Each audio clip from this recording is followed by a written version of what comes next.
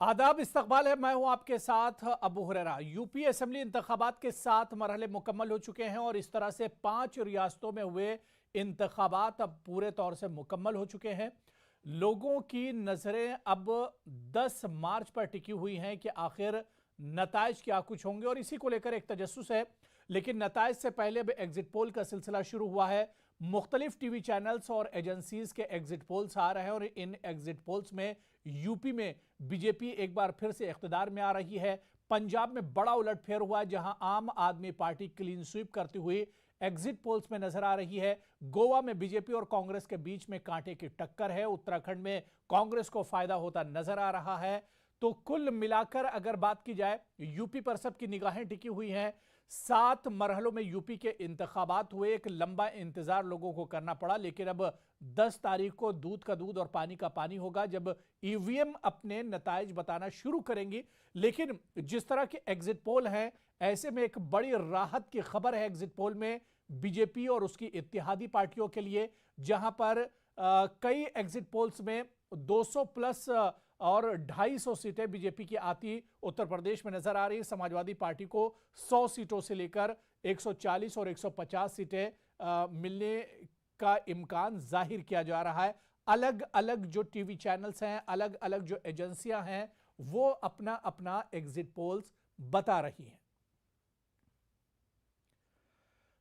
तो इसी exit poll पर बातचीत करने के लिए मेरे साथ बहुत खास मेहमान भी जुड़े हुए हैं। बहुत जल्दी अपने मेहमानों का आपसे तारुफ करा देता हूं। मेरे साथ विंग कमांडर अनुमा आचार्य जी, रिटायर्ड कांग्रेस स्पोक्स पर्सन हैं, वो इस वक्त मेरे साथ डिबेट में जुड़ी हुई हैं।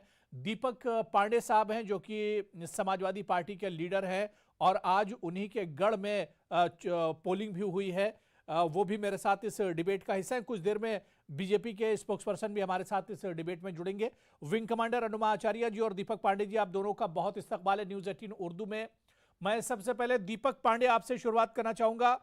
एग्जिट पोल, क्योंकि अब चुनाव मुकम्मल हो गए, वोटिंग मुकम्मल हो गए, 10 तारीख से पहले अलग अलग और तरह तरह के अनुमान लगाए जाएंगे, और उससे पहले जो मुख्तलिफ एजेंसियों के एग्जिट पोल्स हैं उसमें बीजेपी की बढ़त दिखाई जा रही है यूपी में। दीपक जी। अबू जी, जैसा कि मैं बताना चाहता हूं, मैंने 3 जिलों में काम किया है, आजमगढ़, मऊ और गाजीपुर। जी। यहाँ पे आपको बता दूं, आजमगढ़ में सपा जो है, समाजवादी पार्टी, हमारी पार्टी है, 10 की 10 सीटें लेकर आ रही है। मऊ से 4 की 4 सीटें लेकर आ रही है और वही स्थिति गाजीपुर में भी रहेगी। ये एग्जिट पोल जो आए हैं, लगता है कभी ये लोग धरातल पे गए ही नहीं है। हम्म। इनका पता कहाँ से आंकड़ा आता है, कौन सा डेटा बना के कर रहे हैं। लेकिन आपको मैं इन 3 जिलों के हिसाब से बता दूं, इन 3 जिलों में जी। पूर्ण बहुमत के साथ, जो 100% सीटों के साथ हम लोग सरकार बनाने जा रहे हैं। और पूर्वांचल की स्थिति इन 3 जिलों से आप भाप सकते हैं कि आजमगढ़, मऊ और गाजीपुर, इन 3 जिलों में बिल्कुल सपा जो है एकदम प्रचंड अपने जो लहर कहते हैं उसमें थी और सारी की सारी सीटें जीत रही है। यहाँ पे ये स्थिति है कि यहाँ पे बीजेपी के प्रत्याशी आजमगढ़ में किसी ही सीट पे वो लोग फाइट में है, एक सीट पे फाइट में मुश्किल से हैं, हालांकि वो तीसरे या चौथे नंबर पे हैं। तो इसमें ऐसी स्थिति में अगर ये लोग, कोई एग्जिट पोल या कोई बीजेपी का नेता कहता है कि हम लोग सरकार बना रहे हैं, तो ये बड़ा हास्यप्रद है। आपने देखा होगा पश्चिमी में किस तरह से इनको किसानों ने भगाया, आपने देखा होगा इनको बुंदेलखंड से किस प्रकार से नहीं, इनको लेकिन किसानों ने दीपक जी भगाया। देखिए, एग्जिट पोल अलग अलग एजेंसियों के हैं, अलग अलग टीवी चैनल्स हैं, और ज्यादातर जो एजेंसियां हैं वो बीजेपी को जीत दिखा रही हैं यूपी में। एक दो एग्जिट पोल बिल्कुल, नहीं, इसमें देखिए कई आपने देखा एग्जिट होगा। पोल्स शामिल हैं, कई एजेंसियां हाँ इसमें बिल्कुल, शामिल यही हैं। एक अबू भाई, आपने देखा होगा यही एग्जिट पोल जब पश्चिम बंगाल का चुनाव था तो कैसे दिखा रहा था, लेकिन वहां पे क्या हुआ। ऐसे ठीक उत्तर प्रदेश में जब एग्जिट पोल वाले हैं, सबको मुंह को खानी पड़ेगी, क्योंकि आपने देखा होगा जनता अब की बार क्या, हम लोग नहीं चुनाव लड़ रहे थे, जनता चुनाव इनसे लड़ रही थी। हम लोग जहां भी जा रहे थे, कर बस यही जनता कर रही थी, बेटा आप लोग नहीं भी आते तब भी हम लोग इनको हराते, क्योंकि इन्होंने जिस प्रकार से बेरोजगारी को बढ़ावा दिया है, इन्होंने जिस प्रकार से शिक्षा को एकदम निचले पावदान पे ला दिया, स्वास्थ्य को निचले पावदान में, पिछले 3 साल से लगभग में कोविड के दौर में उत्तर प्रदेश क्या पूरा भारत सफर कर रहा है, और पूरे उत्तर प्रदेश में एक नए हॉस्पिटल का इन्होंने निर्माण नहीं किया, और हम्म। कहीं पे एक कोई ऐसी सुविधा नहीं दी कि जो कि महामारी में उत्तर प्रदेश वासियों के लिए काम आए। उत्तर प्रदेश को वो सारे दिन याद आ रहे हैं जहां पे कि ऑक्सीजन के लिए लोग तड़प रहे हैं, ऑक्सीजन के लिए लोग गिड़गिड़ा रहे हैं, और शमशानों पे लाइन लगी हुई है, और चल कब्रिस्तानों में लाइन लगी हुई जी, है, रोडों पे लाइन लगी हुई नहीं है, जाहिर सी बात है, लोगों के बहुत से पास मुद्दे थे, इतनी। बहुत से मसाइल थे और इन्हीं तमाम मसाइल को लेकर लोगों ने वोट भी किया है। हालांकि तस्वीर आप बिल्कुल दीपक कह रहे हैं कि 10 तारीख को सही तस्वीर पता चलेगी। मेरे साथ एक और खास मेहमान महामेधा नागर जो कि बीजेपी की स्पोक्स पर्सन है, वो भी मेरे साथ जुड़ चुकी हैं। महामेधा जी, आपका भी बहुत इस्तकबाल है न्यूज 18 उर्दू में। अनुमा आचार्य जी, मैं आपके पास आना चाहूंगा। अनुमा आचार्य जी, जो एग्जिट पोल्स आए हैं, चाहे पंजाब हो, यूपी, उत्तराखंड, किस तरह से आप देखते हैं? और तकरीबन खासतौर से पंजाब की बात करें तो यहां पर एग्जिट पोल में कांग्रेस की सरकार जाती दिख रही है। यूपी की बात करें तो कांग्रेस की यहां पर बहुत ज्यादा सीटें नहीं थी और इस बार भी कोई बहुत बड़ा नुकसान होता कांग्रेस का नहीं दिख रहा है, क्योंकि फायदा भी नहीं हो रहा है कांग्रेस को। तो इस एग्जिट पोल को किस तरह से आप देखती हैं?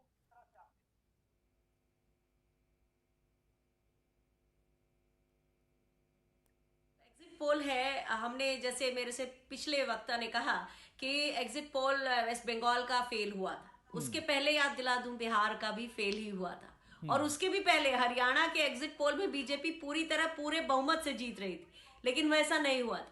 तो एग्जिट पोल ठीक है, जो जिन टीम्स ने किया है उनके लिए बहुत सारा रिगार्ड्स, उन्होंने कोई सैंपल साइज देखा होगा, कोई डेटा शर्निंग करी होगी, लेकिन उसके बावजूद भी ये एग्जिट पोल सिर्फ एग्जिट पोल ही है, क्योंकि जनता ने मन बना लिया है, उसे परिवर्तन चाहिए।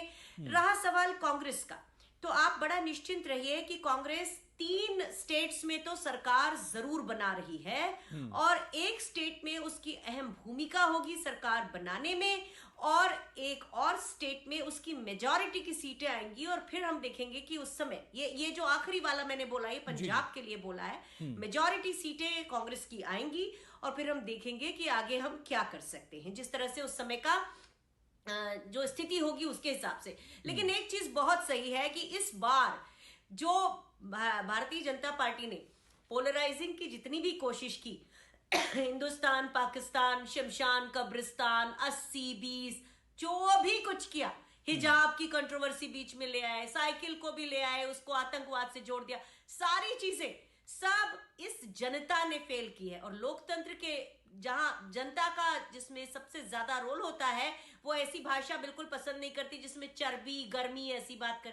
आप रोजगार दे नहीं रहे और आप इस तरह की बातें करते हैं, तो डेमोक्रेसी ऐसे अहंकार को हमेशा से नकारती आई है, इस बार आप और हम सब देखेंगे नकारेगी ही। बिल्कुल। मैं महामेधा नागर जी, आपके लिए बहुत राहत भरी खबर है और ख़ासतौर से एग्जिट पोल भी बता रहे हैं कि भले ही पंजाब में एक तरह से नुकसान दिख रहा है या उत्तराखंड में नुकसान दिख रहा है, लेकिन यूपी में बीजेपी के लिए एक राहत की खबर आ रही है। दोबारा से योगी सरकार आती दिख रही है। हालांकि अपोजिशन अभी इसे मानने के लिए तैयार नहीं कि ये अभी एग्जिट पोल है, ये नतीजे नहीं है। की बात करने से पहले मैं एक चीज को क्लैरिफाई कर दूं कि उत्तराखंड के अंदर कहीं पर भी मेरे को नहीं लगता है कि हम लोग पीछे हैं। वहां पर कांटे की टक्कर है, वहां पर अच्छा परफॉर्म बीजेपी ने किया है, और धामी सरकार के अंदर अभी भी उत्तराखंड की जनता का बहुत ज्यादा विश्वास है। वो आने वाले समय में हम सभी को देखने को पता चलेगा। अब बात करते हैं हम अगर उत्तर प्रदेश के परिप्रेक्ष्य में, दीपक जी ने भी बोला कि उनको ये एग्जिट पोल देख करके बड़ा ही हास्यपद लगता है, और साथ ही में अनुपमा आचार्य जी भी जो है हमारे साथ में को पैनलिस्ट, वो भी बोल रही है किस प्रकार की भाषा का उपयोग किया जा रहा है। तो मैडम मैं आपको बता दूं कि हमने पिछली सरकारों को उसी के और उसके गुंडे एलिमेंट्स को उसी लैंग्वेज में समझाया है जिस लैंग्वेज में उनको आज तक समझ में आता आया है, और जिस लैंग्वेज में उन्होंने हमेशा से जनता को ट्रीट किया है। सिर्फ उसी प्रकार की लैंग्वेज को इस प्रदेश के एक ऐसे मुखिया ने एड्रेस किया, उनको उसी की भाषा में जवाब देने का काम इस प्रदेश के मुखिया ने किया। ये रही पहली बात। दूसरी बात, जब हम बात करते हैं एग्जिट पोल की, हाँ मैं बिल्कुल मानती हूँ कि एग्जिट पोल कभी भी सटीक नहीं हो सकते हैं वो एकदम, बट हाँ वो एक डायरेक्शन में इंगित करते हैं, वो बताते हैं कि किस प्रकार से क्या जनता का रुख है। और ये ऑफकोर्स इतनी तमाम एजेंसीज हैं, वो इतने रिसोर्सेज को एक्सपैंड करते हुए वो अगर कुछ डिसीजन पे आती हैं, कुछ कंक्लूजन पे आती है, तो हम सभी लोगों को उसका रिगार्ड करना चाहिए, उसका सम्मान करना चाहिए। दूसरी चीज, जब हम बात करते हैं उत्तर प्रदेश के परिप्रेक्ष्य में, तो हमको समझना चाहिए कि हमारी सरकार ने ना कोई आप देखिए कि इन 5 सालों के अंदर आप मुझे बताइए कि प्रदेश के अंदर एक भी दंगा हुआ क्या? पिछली सरकार मेरे को ऐसी बता दीजिए जिस प्रदेश की सरकार के अंदर, जिस भी पार्टी की सरकार के अंदर कोई दंगे इस उत्तर प्रदेश में ना हुए हो। मैं पूछती हूँ कि इस उत्तर प्रदेश के अंदर इन 5 सालों के अंदर क्या कोई भी एक दंगा आपको देखने को मिला? क्या भर्तियों के अंदर आपको घोटाले देखने को मिले? क्या आपको पेपर लीक होते हुए दिखाई दिए? क्या आपको बहन बेटियों के साथ में बदतमीजी से राह चलते समाजवादी और तमाम पार्टी के कार्यकर्ताओं द्वारा होती हुई दिखाई दी? नहीं। वो क्यों? क्योंकि वापस से अगर इस उत्तर प्रदेश के अंदर राम राज्य को स्थापित किया, चाहे वो राम मंदिर को लेकर के हो, चाहे यहाँ के अपने इस एटमॉस्फेयर को वापस से क्वालिफाई करने के लिए इस बीमारू प्रदेश को वापस से उत्तम प्रदेश बनाने का काम अगर किसी ने किया, वो इस योगी मोदी की चलिए सरकार ने अनुमा किया, अनुमा जी, जबरदस्ती की आपके सरकार आंकड़ों ने पर किया। थोड़ा सा जो जो आंकड़े आप रख रही हैं, अनुमा आचार्य जी उस पर मुस्कुरा रही हैं। अनुमा आचार्य जी, बहुत जल्दी से आपका रिएक्शन, उसके बाद राजेश ओझा साहब सीनियर सहाफी हैं, पॉलिटिकल एनालिस्ट हैं, वो भी मेरे साथ जुड़ चुके हैं। राजेश ओझा सर, आपका भी सर बहुत इस्तकबाल है न्यूज़ 18 उर्दू में। अनुमा आचार्य जी, आपका रिएक्शन। अबू साहब, भारतीय जनता पार्टी के साथ एक चीज और नया इस देश में हुआ है कि वो ढीठपन से हर गलत चीज को जस्टिफाई करते हैं। और वो आप देखिए कि जो भाषा बोली गई है ना, उसे आप इसको उसको जवाब दे रहे होंगे, लेकिन जनता को पसंद नहीं आती इस तरह की जो भाषा है। अवाम इसे पसंद नहीं करती और अवाम खारिज भी करेगी। और दूसरी चीज, ये जितनी भी बातें बोली है, ये सारी चीजें आंकड़े अगर हम देखेंगे, एनसी बीच में मत बोलिए, मैं बीच में नहीं बोल रही थी। एक तो आप मेरा नाम गलत बोल रही थी, मेरा नाम अनुमा आचार्य है, आप गलत नाम बोल रही थी, उसके बावजूद मैंने आपसे आपकी बात सुनी, लेकिन आप बीच में मत काटिए, आपका नंबर आएगा तब बोलिएगा। ये बहुत गलत हरकतें होती हैं। खैर एनीवे, ये जो हार है आपको इस चरम तक ले जा रही है, और मैं समझ सकती हूँ कि आप इस हारने के कारण आपको इस तरह का तैश आ रहा है, पर आप ये समझ लीजिए कि एनसीआरबी का डेटा जो है वो झूठ नहीं बोलता। और एनसीआरबी के डेटा के हिसाब से जो भी आप कह रही हैं, चाहे वो महिला अपराध हो, वो बढ़े हैं। उत्तर प्रदेश कम से कम हमने 3 बार सबसे हाईएस्ट देखा है। बच्चों का जो कुपोषण है वो सबसे ज्यादा है, इन्हीं के नीति आयोग ने बताया है। स्वास्थ्य सुविधाएं सबसे बदतर हैं, ये भी नीति आयोग ने बताया है। कोई ये किसी तरह का उत्तम प्रदेश नहीं बनाया है, बल्कि उत्तर प्रदेश के पर व्यक्ति जो प्रति व्यक्ति आय है वो भी बहुत कम हुई है, जीडीपी बहुत कम हुई है। तो इस तरह से कुछ भी बोल देना, अनर्गल बोल देना, ये आपके जो आदतों में शुमार है। इसका सारा का सारा जवाब जनता देगी।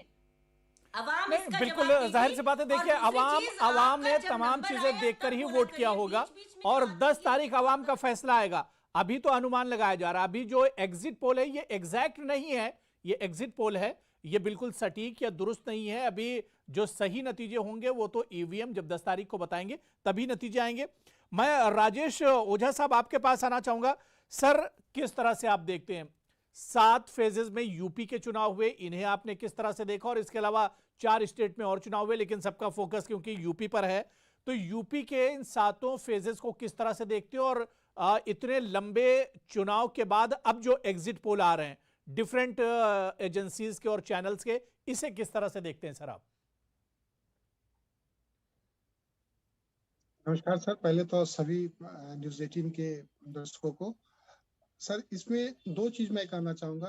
पहला तो एग्जिट पोल जो अभी तक का जो है वो पूरी तरह से सही नहीं होता है, लेकिन एक खाका तैयार हो जाता है। आपको याद होगा सर कि बिहार में एक बार एग्जिट पोल में दिखा दिया गया था कि राजद की सरकार बन रही है और पटाखा फूटने लगा था। थोड़ी देर के बाद पता चला कि नहीं, यहाँ तो सरकार ही बदल गई थी। इसलिए तस्वीर बदल गई थी। बिल्कुल, एग्जिट पोल बहुत सटीक नहीं होता, लेकिन हाँ, एक अनुमान है सर। उस अनुमान के अनुसार भाजपा की सरकार बनती दिख रही है।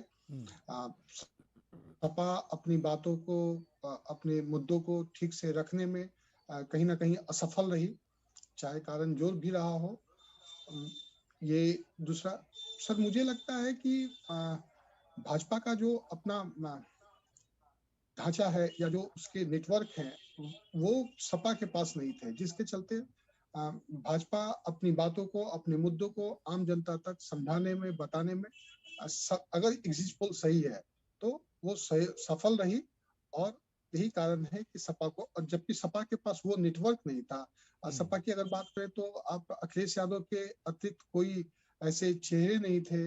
अखिलेश के पास मुद्दे जो थे वो कम थे, अब भाजपा के पास ज्यादा थे। विपक्ष के पास बेरोजगारी, विकास का मुद्दा था, लेकिन वो कैश उतना नहीं कर पाई जितना उसको करना चाहिए था। भाजपा इन मुद्दों से परहेज की। पूरे चुनाव में आप देखे होंगे कि विकास और नौकरी के मुद्दों को टच करने का प्रयास नहीं की भाजपा, क्योंकि जानती थी कि वो उसके माने नहीं, शुरू में वीक बीजेपी ने पॉइंट है। पोलराइज करने की भी कोशिश की। शुरू में आपको याद होगा योगी जी का बयान कि 80% वर्सेस 20% ये चुनाव हो रहा है। शमशान और कब्रिस्तान का बयान फिर उन्हें इस चुनाव में याद आया। जी, तो जी, शुरू में पोलराइज करने की वो कोशिश बीजेपी की तरफ से हुई। सॉरी, आपकी आवाज थोड़ा धीमी हो गई थी, नहीं पता चला। जी एक बार अभी फिर से बता। जी अभी मेरी आवाज आ रही है सर? हाँ सर, अब आवाज मैं ये सही कह है। रहा हूं कि बीजेपी ने शुरू में जब चुनाव शुरू हुआ उस वक्त पोलराइज करने की कोशिश की थी। योगी जी का बयान जो बहुत मशहूर हुआ कि यह चुनाव 80 और 20% के दरमियान हो रहा है। इसके अलावा शमशान और कब्रिस्तान वाला बयान, तो शुरू में पोलराइज करने की बीजेपी ने कोशिश की थी। लेकिन सर, आप एक चीज देखे होंगे कि पूरे चुनाव में शुरू में उसने किया, लेकिन पहला दूसरे चरण के बाद योगी जी ने इस मुद्दे को छोड़कर हिंदुत्व का कार्ड ज्यादा खेला। और वो उन्होंने ये प्रयास किया कि जो उसके वोटर हैं, जो कोर वोटर हैं, उसको कैसे गोलबंद किया जाए। इसलिए उसने काशी के मुद्दे उठाए, जो डायरेक्ट मनी ट्रांसफर हुआ उसका उठाए, फ्री राशन के मुद्दे उठाए। और वो जानते थे कि हम इन मुद्दों को लेकर ही जनता को अपने पक्ष में कर सकते हैं। अखिलेश के पास जो मुद्दे थे उसको वो उस तरह से कैश नहीं कर पाए जिस तरह से उनको मौका मिला था और इतना लंबा अवसर था। बिल्कुल तो बिल्कुल, वो जाहिर सी करना बात है चाहिए। कि अगर इस बार समाजवादी पार्टी पीछे रह जाती है, या इस बार, क्योंकि इस बार बहुत मुद्दे थे। आप कोविड के फौरन बाद ये चुनाव हो रहा था। बेरोजगारी जाहिर सी बात है सबके सामने है, महंगाई सबके सामने है, पेट्रोल की कीमतें बढ़ी हुई है। तो इस बार अगर मुद्दों को आप नहीं भुना पाते हैं तो फिर अब ये सोचना होगा पूरे अपोजिशन को कि क्या किया जाए। मैं दीपक पांडे जी आपके पास आना चाहूंगा। दीपक पांडे जी, आपने कहा कि अभी ये एग्जिट पोल है, ये अभी जो नतीजे हैं बिल्कुल उतने दुरुस्त नहीं कहे जा सकते, लेकिन एक डिफरेंस आप देखिए। डिफरेंट जो एजेंसियां हैं, जो चैनल्स हैं, उसके एग्जिट पोल्स को देखिए तो समाजवादी पार्टी और बीजेपी के बीच में जो डिफरेंस है वो बहुत ज्यादा है। एक एजेंसी 240 सीटें बीजेपी को दे रही, तो दूसरी जो एजेंसी है वो 260 सीटें दे रही, और समाजवादी पार्टी को 140 से 160 सीटें मिल रही हैं। तो 100 सीटों का बीच में डिफरेंस है। देखिए, ये कोई डिफरेंस नहीं है। आपको बता दें, जमीनी हकीकत बिल्कुल इससे अलग है। आपने देखा होगा, अभी बीजेपी प्रवक्ता बोल रही थी, जिसको अपराधियों को अपराधियों की भाषा में जवाब दिए, तो बस मैं यही कहना चाहूंगा, एक अपराधी क्रिकेट मैच खेल रहा है, नामांकन कर रहा है, भूख भूख के प्रचार कर रहा है, उसके ऊपर कोई कार्रवाई नहीं हुई। वहीं पे दूसरा अपराधी मोदी जी के संसदीय क्षेत्र वाराणसी से ब्रजेश सिंह खुलेआम पार्टी के साथ मिलकर के सत्ता की चाशनी लूट रहा है। और एक अपराधी गोरखपुर से सुधीर सिंह योगी जी के साथ मिलकर सत्ता की चाशनी लूट रहा है। तीसरा अपराधी फैजाबाद से बबलू सिंह, जिसको माफिया तो सत्ता के मुसलमान साथ के नाम पर सिर्फ नजर आते हैं। योगी जी के दौर में तो सिर्फ मुसलमान माफिया ही नजर आए। उसके बाद फैजाबाद के सोनू मोनू सिंह, उनके अंदर कोई माफिया नहीं है लगता है। उसके बाद आप चले आएंगे आजमगढ़ की कुंटू सिंह आज भी जेल से बैठे हैं। चाहूंगी, ये आपका जो बयान है एंकर होने के नाते, एक जर्नलिस्ट होने के नाते, ये बहुत ही ज्यादा गलत बयान है। मैं चाहूंगी नहीं, मैं शब्दों को नहीं, वापस लें। महामेधा जी, ये बात तो अपने स्टेज से बीजेपी के तमाम बड़े नेता कहते रहे, योगी जी कहते रहे, उसमें सिर्फ मुसलमान लीडरों के ही नाम लिए जाते थे, चाहे उसमें अतीक अहमद का नाम हो, आजम खान का नाम हो, या इसके अलावा दूसरे जो नाम हो, वो तो स्टेज से खुद मुस्लिम माफियाओं के नाम लेते थे इस तरह से। सच को नहीं झुटला सकते हैं आप कुछ भी कहकर। मैं नाम गिनाऊंगा जो माफिया हैं, आज भी बीजेपी योगी प्रवक्ता सच को नहीं झुटला सकती है कुछ भी बोलकर, ताकि मजे ले रहे हैं, क्योंकि वो योगी जी के सजाती हैं। मैं नाम गिना देता हूँ, ब्रजेश सिंह गोरखपुर से, ब्रजेश सिंह वाराणसी से, सुधीर सिंह गोरखपुर से, सोनू मोनू सिंह सुल्तानपुर से, और कुंटू सिंह आजमगढ़ से, और बबलू सिंह जो हम हैं फैजाबाद से। आपने देखा होगा गोंडा के किस तरह से एक माफिया सांसद हैं जो कहते हैं कि हमने मर्डर किया है ऑन कैमरा। ये लोग माफिया नहीं है। टेनी क्या है, जो गृह मंत्री, केंद्रीय गृह राज्य मंत्री है टेनी, जिसके ऊपर 302 का मुकदमा जो कि पेंडिंग पड़ा हुआ है, जिसका जजमेंट पेंडिंग 3 साल से पिछले पड़ा हुआ है, वो क्या है, जिनके लड़के किसानों के ऊपर कार चढ़ा देते हैं वो माफिया नहीं है, उनके ऊपर कभी बुलडोजर नहीं जाता। आपने सही कहा, ये बुलडोजर उन्हीं के ऊपर जा रहा है, या तो जो मुसलमान है या तो विपरीत चलिए पार्टियों ठीक है, मैं से। अनुमा आचार्य जी, मैं महामेधा जी आपके पास आऊंगा, लेकिन उससे पहले अनुमा आचार्य जी, अनुमा जी, क्या आपको लग रहा है कि कांग्रेस, अभी जाहिर सी बात है कि नतीजे आना बाकी है, लेकिन उससे पहले एग्जिट पोल जो कांग्रेस की कारकर्दगी बता रहे हैं, जो परफॉर्मेंस कांग्रेस का है, दिन ब दिन ये परफॉर्मेंस एक तरह से गिरता जा रहा है, खासतौर से यूपी के उसमें अगर हम देखते हैं तो, क्योंकि यहां पर प्रियंका गांधी जी ने बहुत मेहनत की, इसे भी याद रखना होगा।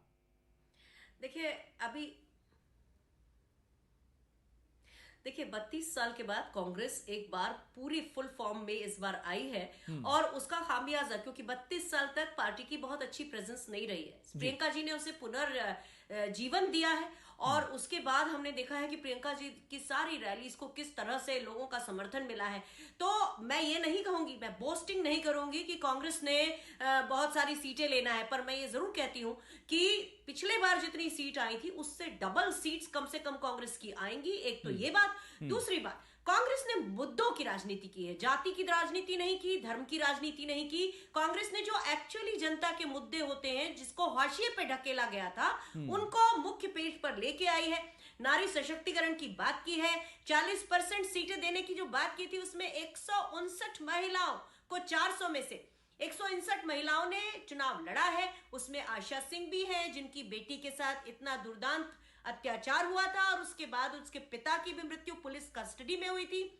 इसमें पूनम पांडे भी हैं, वो आशा बहन है। नहीं, बिल्कुल जाहिर सी बात है कि प्रियंका गांधी ने जो वादा किया था वो वादा एक तरह से निभाया है, और 40% मुस्लिम, 40% महिलाओं को उन्होंने टिकट दिया। ये जाहिर सी बात है कि कांग्रेस ने अपने इस वादे को पूरा किया है। मैं महामेधा जी आपके पास आना चाहूंगा। महामेधा जी, अगर जी मैं अनुमा जी आ रहा हूं, मेरे पास टाइम की असल में वक्त की कमी है। महामेधा जी, आपने कहा कि चीजों को मैं झुठला रहा हूं, मैं एंकर हूं और मैं अपनी जिम्मेदारी समझता हूं, लेकिन आप क्या योगी जी के उस बयान को झुठला सकती हैं जिसमें उन्होंने 80% वर्सेस 20% की बात कही थी, जिसमें उन्होंने कब्रिस्तान और शमशान की बात कही थी? पोलराइज करने की क्या कोशिश नहीं हुई चुनाव में?